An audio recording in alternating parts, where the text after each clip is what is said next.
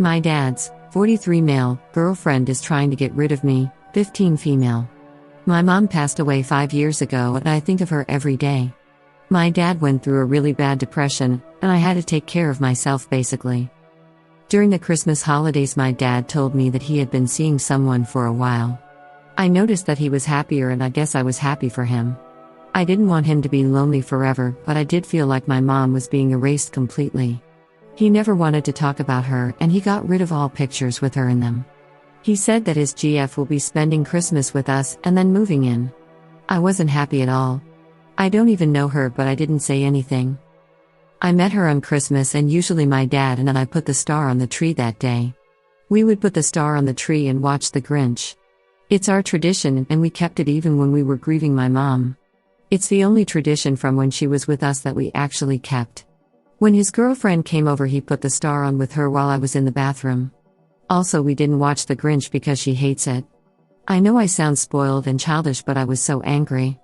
We've been doing this my whole life and she just came in and destroyed it. The whole night she didn't even bother getting to know me at all. She was all over my dad and pretty much ignored me. I told my dad about how upset I was about our tradition and he said I should grow up and that things change. I didn't like her because she gave me a bad feeling, so I never got close to her. She complained to my dad about it and he got mad at me for not making her feel welcomed.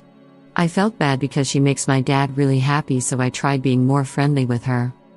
In front of my dad she was nice to me, but when we were alone she ignored me or spoke to me with attitude. She even told me that I was a brat and I make my dad's life harder. I told him, but he didn't believe me and yelled at me for trying to sabotage his relationship. He said that I wanted him to die alone and be sad and that I was selfish. I was so shocked because none of it is true.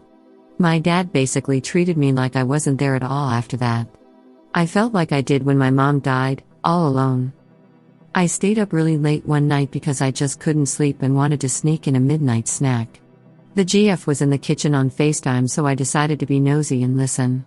She was talking about my dad and how much she loves him. Then she said that he had this dumb daughter and she wondered if it was too late for adoption. Her and her friend laughed at that. She said that I was a little BTCH and she hated me. Her friend then said something about boarding school or military school, but I left so I didn't hear the rest.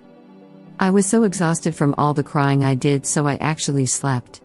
I didn't tell my dad and I don't even know if I should, since he probably won't believe me.